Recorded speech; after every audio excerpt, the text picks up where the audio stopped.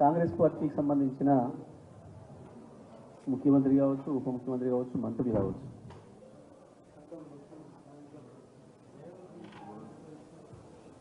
వాళ్ళకి మేము ప్రభుత్వంలోకి వచ్చినామని మేమే ప్రభుత్వాన్ని నడుపుతున్నామన్న సోయికి ఇంకా రాకుండా మాట్లాడుతున్నారు. కనీసం ఆ జ్ఞానం కూడా లేకుండా మాట్లాడుతున్నారు. ఒక ఆయన పోయిందే ముఖ్యమంత్రి హోదాలో దావోస్కి, ఈ రాష్ట్రానికి ఏదో పెట్టుబడులు వస్తాయి అక్కడికి పోతాయని. సరే, ఆ పెట్టుబడులు పక్కన పెట్టుబడులు రాకపోయినా ఇంకో ముందు వచ్చినాం. కానీ తెలంగాణ రాష్ట్ర ముఖ్యమంత్రి పాపం ఇంత గొప్ప కమ్యూనికేటరా, ఇంత గొప్పగా మాట్లాడతాడా అని చెప్పి మన పరువు తీసుకొచ్చే పని చేసి,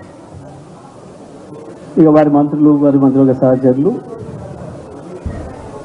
ఇక్కడ పడితే అక్కడ ఊళ్ళల్లో ఏం మాట్లాడుతున్నారో సోయి లేకుండా, ఒక మాటకు పొంతం లేకుండా, ఇంకా ప్రతిపక్షంలోనే ఉన్నామన్న ఆలోచనతో మాట్లాడుతున్నాం. నిజమే, ఎందుకంటే పాపం వాళ్ళకి నమ్మకం లేకుండే ప్రజలు మాకు అవకాశం ఇస్తారు అని చెప్పి. అందుకే ఆనాడు నోటికి వచ్చిన అబద్ధాలు మాట్లాడిండ్రు, నోటికి వచ్చిన హామీలు ఇచ్చిండ్రు. సరే, అధికారంలోకి వచ్చింది. సరే, అసెంబ్లీ పెట్టిండ్రు. అది ఎందుకు పెట్టిరో వాళ్ళకి సోయలేదు, ఏం మాట్లాడిందో సోయలేదు. దాంట్లో కూడా మేము చెప్పాలి కాబట్టి తప్పకుండా వాళ్ళు మాట్లాడుతున్నప్పుడు నాకు వర్కింగ్ ప్రెసిడెంట్ గారు కావచ్చు, మేమందరం కూడా ప్రజలకు వాస్తవాలు పంపించాలి కాబట్టి మేము మాట్లాడి చెప్పినాం. ఆ సందర్భంలోనే కేటీఆర్ గారు ఇంకో మాట కూడా చెప్పారు, దయచేసి మీకు రాజకీయంగా మామయ్య కక్ష ఉంటే తీర్చుకోండి, కానీ రాష్ట్రం పరువు తీయకండి, రాష్ట్ర అభివృద్ధిని అడ్డుకోకండి, రాష్ట్రానికి నష్టం జరిగే ప్రయత్నం చేయకండి. మీరు రాజకీయాలు అనుకొని చేసే కొన్ని చర్యల వల్ల రాష్ట్రానికి దెబ్బ తగులుతుంది, అభివృద్ధి కుంటుపడుతుంది, నష్టం జరుగుతుంది. బడ్జెట్ పైన కూడా వాళ్ళ అవగాహన లేకుండా మాట్లాడుతున్న సందర్భంలో బడ్జెట్లో కొన్ని విషయాల్ని బయటికి మాట్లాడకుండా ఉండాల్సి ఉంటుంది ఎవరైనా సరే అనే విషయాన్ని కూడా స్పష్టంగా చెప్పాను. ఒక సలహాపూర్వకంగా కూడా చెప్పాను. వాళ్ళకి అవన్నీ తీసుకునే సోయి లేదు. అసలు ఈ రాష్ట్రం పట్ల, ఈ రాష్ట్ర అభివృద్ధి పట్ల వాళ్ళకి సోయి లేదు. ఇప్పుడు ఏం దొరుకుతుందా, ఏం చేద్దామా అని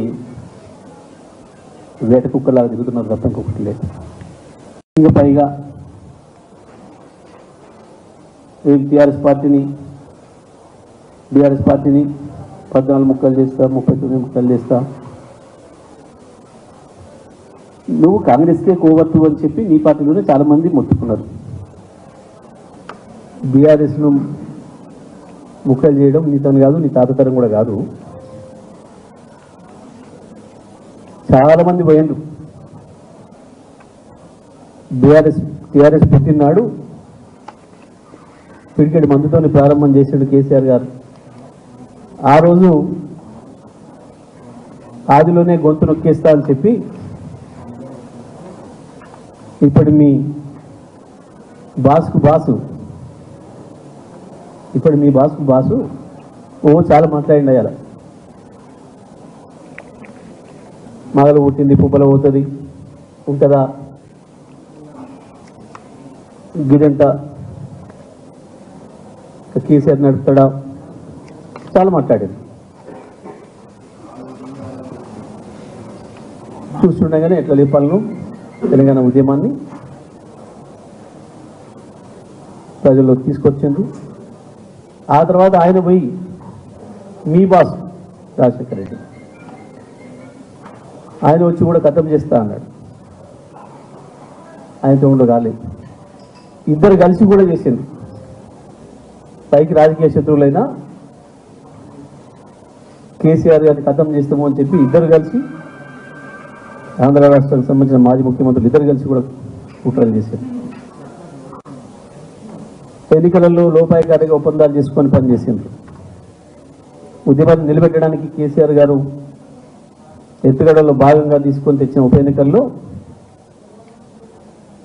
ఎట్లయినా ఏం లేదు, తెలంగాణని ఖతం చేయాలి, తెలంగాణ గొంతు నొక్కేయాలి, తర్వాత నువ్వు వచ్చినా ఏం లేదు, నేను వచ్చినా ఏం లేదని చెప్పి కూడా పలుకొని ఇద్దరు ప్రయత్నం చేస్తే కూడా సాధ్యం కాలేదు. మీ ప్రగల్భాలు మాని ప్రజలు అడుగుతున్నది మీ హామీల గురించి, అది చేయండి. హామీలు అడుగుతారు, దీంట్లో నుంచి తప్పించుకోవడం కొరకు చేసే డ్రామాలలో భాగంగా ఇవన్నీ మాట్లాడుతున్నారు. అర్థమైపోయింది ప్రజలకు మీ చేతగాంతనం, మీకు పరిపాలన చేరాదనే విషయం ప్రజలకు అర్థమవుతుంది. మీరు ఎంత తప్పించుకోవాలని చూసినా, మీరు ఎన్ని దొంగవేషాలు వేసినా అర్థమైపోయింది. నాగార్జున సాగర్ కేఆర్ఎంకి అప్పగిస్తూ ఒప్పుకొని వచ్చేది. కొట్లాడతారా దమ్ముందా? ఒక్కనాడైనా మీ జీవితంలో కృష్ణా జలాల పైన రాజశేఖర రెడ్డి విమానం తీసినాడైనా, చంద్రబాబు నాయుడు తీసినాడైనా ఒక్క రోజంటే ఒకరోజు మాట్లాడిందా? మళ్ళీ ఇవాళ కృష్ణానది పైన ప్రాజెక్టుల గురించి కొట్లాడాలన్నా, గోదావరి నీళ్లు తెలంగాణ పొలాలకి పారేయాలన్నా అది కేవలం బీఆర్ఎస్ వల్లనైతుంది, కేసీఆర్ వల్లనైతుంది తప్ప ఈ చేతగానే ఉంటుంది కాదు. ఓవైపు కాంగ్రెస్ ఉంటుంది, మోడీతో సంబంధాలు, వాళ్ళ నాయకుడి పైన అదాని నిలుపుతాడు, ఈయన అదాన్ని కలిసి వస్తుంటాడు. అదాని ద్వారా మోడీకి సమాచారం ఇస్తుంటాడు. మాది ముక్కలవడం కాదు, మీది అవుతుంది గుర్తుపెట్టుకోండి.